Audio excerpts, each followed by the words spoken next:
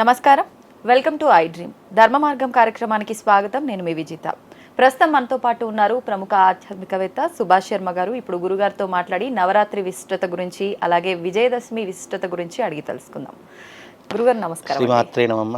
గురుగారు, మనం ముఖ్యంగా దసరా ముందొచ్చే నవరాత్రులు అనేవి చాలా చక్కగా చాలా ఘనంగా జరుపుకుంటూ ఉంటాము. అయితే ముఖ్యంగా ఈ మహాలయ అమావాస్య ఏదైతే ఉందో ఈ అమావాస్య నుంచి మనకు అన్నీ కూడా చాలా ప్రత్యేకమైన రోజులుగానే చెప్పుకుంటాము.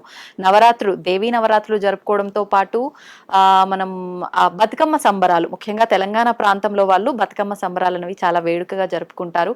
అయితే ఈ బతుకమ్మ అనేది తెలంగాణ ప్రాంతంలోనే జరుపుకోవాలా, లేదంటే ఎవరైనా జరుపుకోవచ్చా, ఇది ఆచారం ఉండాలా, అలాంటి ఏమీ లేవా, ఏంటి, ఎవరు జరుపుకోవాలి బతుకమ్మ, ఆ విషయాలన్నీ కూడా తెలియచేయండి గురుగారు. ఇక్కడ బతుకమ్మ పండగ అనేటటువంటిది మన తెలంగాణలో ఒక సాంస్కృతిక కార్యక్రమంగా పెట్టడం జరిగింది.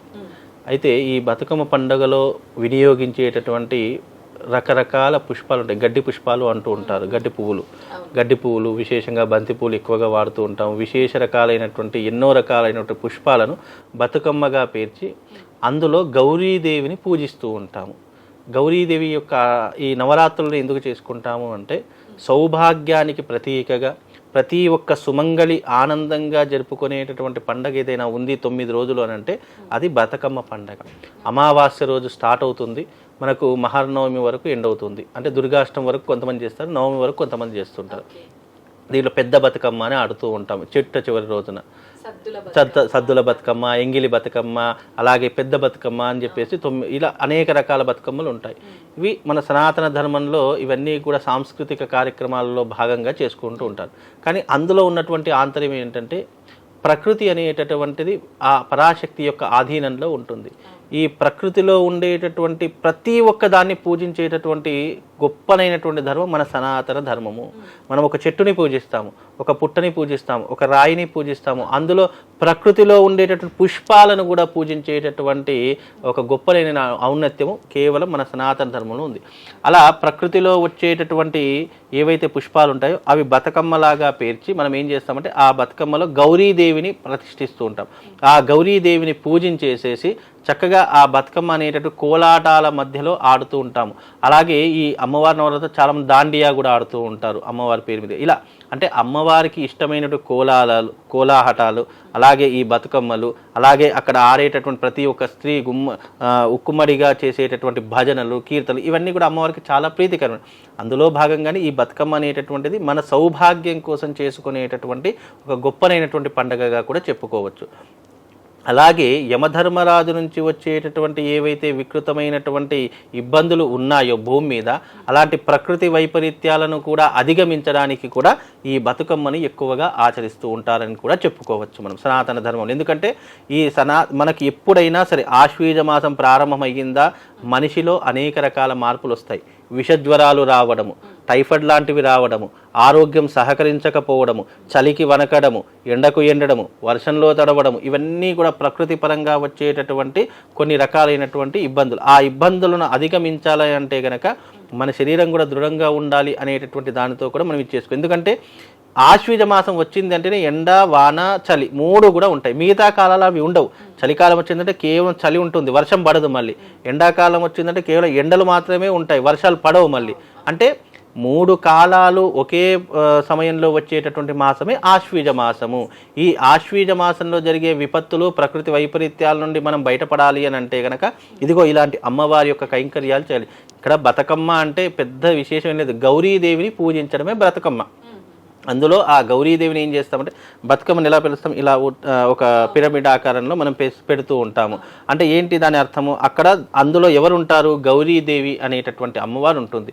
ఆ గౌరీదేవికి చక్కగా కుంకుమార్చన చేస్తూ ఉంటారు, చక్కగా పూజిస్తూ ఉంటారు, అగరబత్తుల ధూపం చూయించేసి అది దేవాలయం ముందరనో లేదా మన ఇంటి ముందర చాలామంది ఎందుకు ఆడతారో తెలుసా? ఇంటి ముందర ఎందుకు ఆడతారంటే ఈ యమదంశ కాలం ఏదైతే ఉంటుందో ఆ యమధర్మరాజు యొక్క ఏవైతే నెగిటివ్ ఇంపాక్ట్ ఏదైతే ఉంటుందో అది మన ఇంటి లోపలికి రాకుండా మనం ఇంటి చుట్టూ బ్రతకమ్మ ఆడుతూ ఉంటాము. అది కూడా ఉదయకాలం మళ్ళీ సాయంకాలమే ఆడతాం. ఎందుకు సాయంకాలం ఆడతాము? సాయంకాలం యమధర్మరాజు యొక్క శక్తి అనేటటువంటిది పెంపొందుతూ ఉంటుంది, పెరుగుతూ ఉంటుంది. కాబట్టి అలాంటి నెగిటివ్ ఇంపాక్ట్ మన ఇంట్లోకి రాకుండా గౌరీదేవి, ఆ జగన్మాత అయినటువంటి ఆదిపరాశక్తి మనల్ని రక్షించడానికి కూడా మనం బతుకమ్మను ఆడుతూ ఉంటాం. దీనికి స్త్రీ పురుష భేదం లేదు, మగవాళ్ళు కూడా బతుకమ్మ ఆడతారు. మీరు 100 చాలా మంది ఆడతారు. పల్లెటూళ్ళలో కూడా చూస్తే బతుకమ్మలు పెద్ద పెద్ద బతుకమ్మలు చేస్తే మగవారు ఎక్కువ చేస్తారు.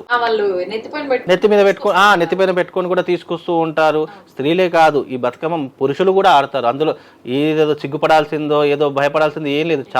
అది ఆడడం చాలా విశేషమైనటువంటి, అమ్మవారిని మన తల మీద మోయడం అనేటటువంటి చాలా విశేషము.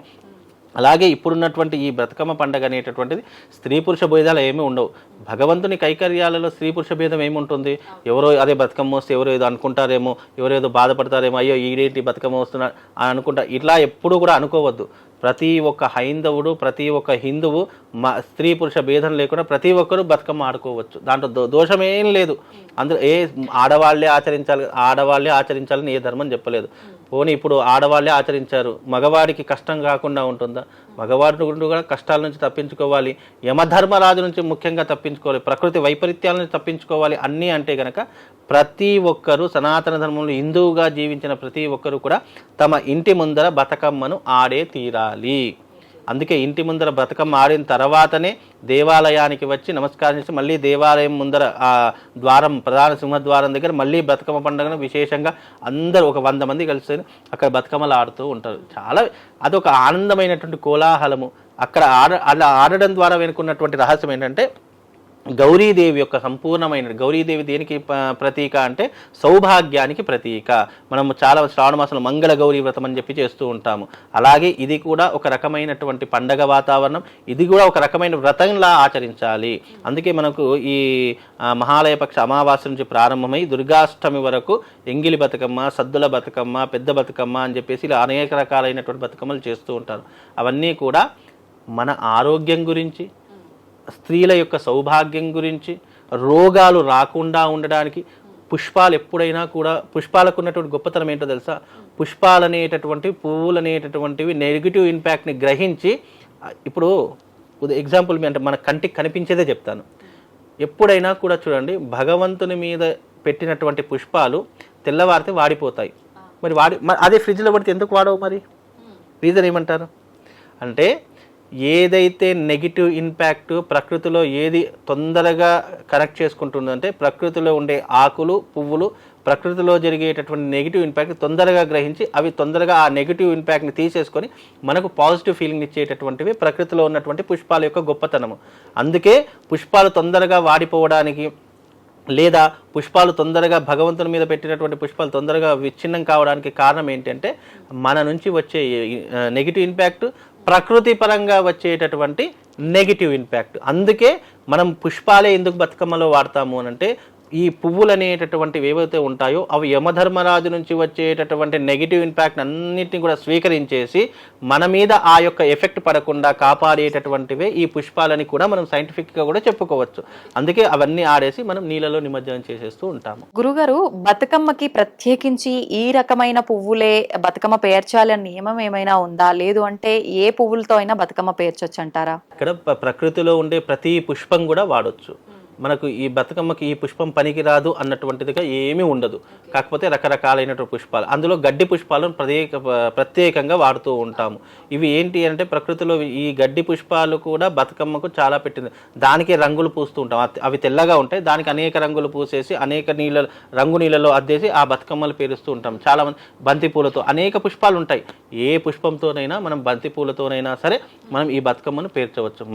మన స్తోమత, మనం ఏ రకంగా మన ఆలోచన ఉంటుందో ఆ రకంగా బతుకమ్మను పేరు చేసి చక్కగా ఈ బతుకమ్మలో ఆ బతుకమ్మలో ఉండేటటువంటిది మంగళగౌరే ఉంటుంది. మళ్ళీ ఏ బతుకమ్మ అంటే ఏదో పూలతో చేసి పడేసామనేది కాదు. బతుకమ్మ అంటే మంగళగౌరీదేవి యొక్క స్వరూపము. అందుకే నవరాత్రుల్లో శక్తి స్వరూపంగా బతుకమ్మను కూడా మనం పూజిస్తూ ఉంటాం. దాని ద్వారా మనకు కలిగే ప్రయోజనం ఏంటి అంటే స్త్రీలకు సౌభాగ్యం కలుగుతుంది, మగవాళ్లకు రోగాలు రాకుండా చేస్తుంది, ఎంతోమందికి ఆరోగ్యాన్ని ప్రసాదించేటటువంటిది, ప్రకృతి పరంగా వచ్చే నెగిటివ్ ఇంపాక్ట్ని స్వీకరించి మనకు పాజిటివ్ని అందజేసేటటువంటిదే బతుకమ్మ. కాబట్టి బతుకమ్మ ఆడడానికి అనేక రకాల రీజన్స్ ఉంటాయి. ఇది మన సంస్కృతి సంప్రదాయంలో పెట్టినటువంటి దానికి మనం చాలా ఆనందించవలసినటువంటి అంశం. ఇది ప్రతి ఒక్కరి ఇంటి దగ్గర బతుకమ్మ అనేటటువంటిది అయ్యో మాకు లేదండి, మాకు రాదండి, మేము చేయలేమండి, మా తాతగారు చేయలేదు, మా నాన్నమ్మ గారు చేయలేదు, అవసరం లేదు. ఇప్పటి నుంచి అయినా బతుకమ్మను చేసుకునే ప్రయత్నం చేయండి. చక్కగా బతుకమ్మలు ఆడడం ద్వారా మనకు ఆరోగ్యం కలుగుతుంది, స్త్రీలకు సౌభాగ్యం కలుగుతుంది, ఇంట్లో ఎలాంటి ఇబ్బందులు ఎటువంటి చెడు రాకుండా ఆ జగన్మాత, ఆ గౌరీదేవి మిమ్మల్ని రక్షిస్తుందండి. సంతోషం గురుగారు, ధన్యవాదాలు, చాలా మంచి విషయాలు తెలియజేశారు.